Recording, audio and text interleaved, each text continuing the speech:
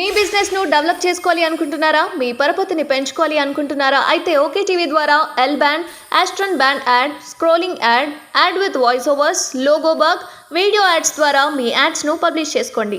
సంప్రదించవలసిన phone number 8520917933.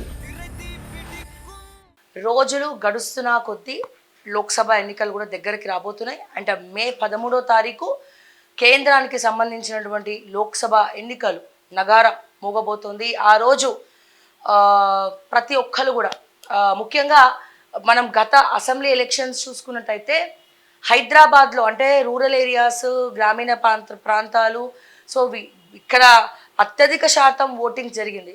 కానీ మన తెలంగాణ విషయానికి వస్తే, మన హైదరాబాద్ విషయానికి వస్తే, హైదరాబాద్లో దాదాపు 30-35% పోల్ అవ్వడం అనేది నిజంగా చాలా బాధాకరం. అంటే మన హైదరాబాద్ పబ్లిక్ అప్డేటెడ్గా లేరా, లేకపోతే ఇక సెలవు దినం అని చెప్పి ఎక్కడికైనా పోయినరా తెలియదు. కానీ అసెంబ్లీ ఎన్నికలప్పుడు అసలు హైదరాబాద్ నుంచి ఓటింగ్కి కదలలేదు. వీళ్ళు కూడా పొద్దు నుంచి సాయంత్రం వరకు మెల్లమెల్లగా వచ్చి ఓట్లు వేసినట్టు కూడా తెలుస్తూ ఉన్నది.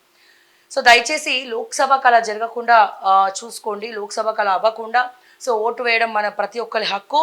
కేంద్రంలో ఉన్నటువంటి మంచి పాలన, మంచి పార్టీని నిర్ణయించుకొని ఓట్లు వేయడం కూడా మన బాధ్యత. ఎందుకంటే ఈ అసెంబ్లీ ఎలక్షన్స్ రాష్ట్రం వరకే పరిమితం అయితే ఇది కేంద్రంలో ఉన్నటువంటి ఒక దేశాన్ని మరొక దేశాల కన్నా ముందు అభివృద్ధి చేసే పదంలో ఏదైతే మనకి నమ్మకం కలిగిస్తుందో అటువంటి పార్టీని ఎన్నుకోవడం మన బాధ్యత. సో ఈ దేశం బాగుంటే రాష్ట్రాలు చాలా బాగుంటాయి. సో ముందుగా దేశం బాగుండాలంటే ఏం చేయాలి? సో అక్కడ ఉన్నటువంటి కేంద్రంలో ఉన్నటువంటి కేంద్ర బలగాలన్నీ కూడా చాలా అద్భుతంగా పనిచేయాలి. ఎవరు కూడా మన మీదకి రాకుండా చూసుకోవాలి. సో ఇటువంటి పరిస్థితుల్లో మరి ఎవరికి ఓటేస్తే మంచిది అనేది 1కి 100 సార్లు కాదు 1,00,000 సార్లు ఆలోచించి ఓటేయండి, ఓటు హక్కును వినియోగించుకోండి. సో దయచేసి ఓటు హక్కు కోసం ఎవరు కూడా డబ్బులు తీసుకొని ఓటేసినంత కాలం ఇక రాజకీయ నాయకులు ఇట్లనే ఉంటారు, మీరు కూడా అట్లనే ఉంటారు, మేము కూడా ఇట్లనే మాట్లాడుతూ ప్రశ్నిస్తూ ఉండాలి. సో ఇదంతా కూడా ఒక రీసైకిల్ లాగా నడుస్తూ ఉన్నది. సో దయచేసి వాళ్ళు ఇస్తామన్నా సరే మేము తీసుకోము అని చెప్పి గట్టిగా చెప్పే వాళ్ళు ఎవరైనా ఉంటే బాగుండేమో అని అనిపిస్తూ ఉన్నది. బట్ చూద్దాం, అటువంటి తెలంగాణ ముందు కనబడుతుందేమో. డబ్బులు తీసుకోకుండా ఓట్లేసి మిగిలిన రాష్ట్రాలకు కూడా మనం ఆదర్శప్రాయంగా మారే తెలంగాణ ఉంటే అత్యద్భుతంగా ఉంటుంది, చాలా అద్భుతంగా ఉంటుంది. సో ఎనీవేస్ చాలా అంశాలు ఉన్నాయి. ఒకసారి ముందుగా ఆంధ్రజ్యోతి చూద్దాము.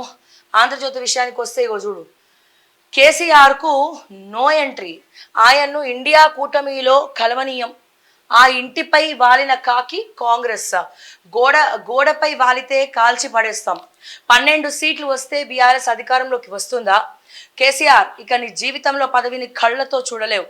ప్రధాని నరేంద్ర మోదీ తెలంగాణకు ఇచ్చింది గాడిదగుడ్డే. గుజరాత్ పెత్తనానికి తెలంగాణ పౌరుషానికి మధ్య పోరు. బీజేపీ గెలిస్తే రిజర్వేషన్లు రద్దు. కేసీఆర్ తిట్టే తిట్లు మోడీ తిట్టారు. జమ్మికుంట, రేగొండ, బాలాపూర్, ఎన్టీఆర్ నగర్లలో రేవంత్ కేసీఆర్ను ఇండియా కూటమిలోకి రానివ్వబోమని ఆయన ఇంటి మీద వాలిన కాకి, కాంగ్రెస్ గోడ మీద వాలిన కాల్చివేస్తామని రేవంత్ రెడ్డి హెచ్చరించారు. కేసీఆర్ బీజేపీతో చీకటి ఒప్పందం కుదిరించుకొని కాంగ్రెస్ను ఓడించేందుకు కుట్ర పన్నుతున్నారని ఆరోపించారు. అందుకే ఆయన ఖమ్మం సభలో కాంగ్రెస్కు ఎన్నికలో 40 సీట్లు రావని, బీజేపీకి 200 సీట్ల లోపే వస్తాయని, రాష్ట్రంలో తమకు 12 సీట్లు ఇస్తే సంకీర్ణంలో చేరి నామాను కేంద్ర మంత్రి చేస్తామని అన్నారని దుయ్యబట్టారు. బీఆర్ఎస్కు 12 సీట్లు వస్తే కేంద్రంలో అధికారంలోకి వస్తుందా అని రేవంత్ ప్రశ్నించారు. లోక్సభ ఎన్నికల్లో ప్రచారంలో భాగంగా ఆయన మంగళవారం కరీంనగర్ జిల్లా జమ్మికుంటలో, భూపాలపల్లి జిల్లా రేగొండలో జరిగిన జనజాతర సభల్లో, హైదరాబాద్లోని బాలాపూర్, ఎన్టీఆర్ నగర్ నిర్వహించిన రోడ్ షోలో సందర్భంగా ప్రసంగించారు. ఈ ఎన్నికల్లో తెలంగాణ పౌరుషాన్ని గుజరాత్కు చేరే విధంగా చాటాలని పిలుపునిచ్చారు. బీజేపీ వాళ్ళు సూరత్కు పారిపోయే విధంగా తీర్పు ఇవ్వాల్సిన అవసరం ఉందన్నారు. 10 ఏళ్ల పాలనలో తెలంగాణకు మోదీ ఇచ్చింది ఏం లేదని, ఇక్కడి ఎంపీ బండి సంజయ్ తెచ్చింది ఏం లేదని ఆగ్రహం వ్యక్తం చేశారు. 60 ఏళ్ల తెలంగాణ ఆకాంక్షను 1200 మంది తెలంగాణ బిడ్డల బలిదానాలను పరిచే విధంగా మోదీ పార్లమెంట్లో మాట్లాడితే ఎంపీగా ఉన్న బండి సంజయ్ ఏం మాట్లాడకుండా ఉన్నారు అని చెప్పి నిన్న రేవంత్ రెడ్డి గారు చాలా విషయాలు మాట్లాడారు. అయితే కాకి వచ్చి వాళ్తుంది అన్నట్టు ఈ గాడిద గుడ్డునేమో కేంద్రంతో పోల్చిండు. ఇక్కడేమో కాకి వచ్చి వాళ్తుంది, ఆ ఇంటిపై వాళ్ళ కాకి కాంగ్రెస్ గోడపై వాళ్తే కాల్చి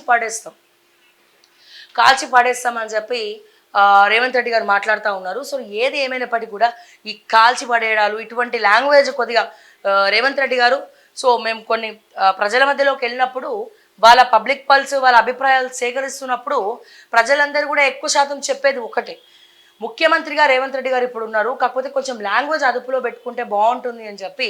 ఇది నా మాట కాదు, కావాలంటే మీరు మా ఛానల్స్లో చూడొచ్చు, పబ్లిక్ బైట్స్ ఉంటాయి. సో దాంట్లో చాలామంది మీ గురించి చెప్పడం జరిగింది. సో ఏదైతే లాంగ్వేజ్ ఉందో దాన్ని కొంచెం అదుపులో పెట్టుకోండి, అండ్ బ్యాడ్ లాంగ్వేజ్ యూజ్ చేయొద్దు. ఎందుకంటే తెలంగాణ కాదు, ఇప్పుడు తెలంగాణ ముఖ్యమంత్రిగా దేశంలో ఉన్నటువంటి అన్ని రాష్ట్రాలు కూడా తెలంగాణను గమనిస్తాయి కాబట్టి సో ఇటువంటి భాష తగదు అని చెప్పి చాలామంది చెప్తా ఉన్నారు.